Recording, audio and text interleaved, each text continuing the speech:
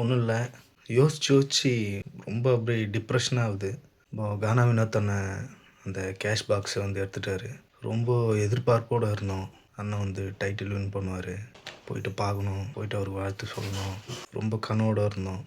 அவர் ஜெயிச்சிருந்தா அது ஒரு பெரிய நம்பிக்கையாக இருந்திருக்கும். இப்போ கூட இல்லை, அவர் ஜெயிச்சிட்டார் தான். அவர் அந்த கேஷ் பாக்ஸ் எடுத்துட்டது டைட்டில் வின் பண்ண முடியாது. இருந்தாலும் அவர் எடுத்ததுக்கான காரணம், அவர் அவ்வளோ கஷ்டத்தில் இருக்கிறாருன்னு புரிஞ்சுக்க முடியுது.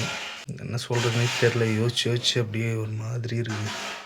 ரொம்ப பிடிக்கும், அவரோட சாங்ஸ் எல்லாமே பிடிக்கும். நிறைய இடத்துல பார்த்துருக்கேன். அண்ணனோட மேரேஜுக்கு போயிருக்கேன்.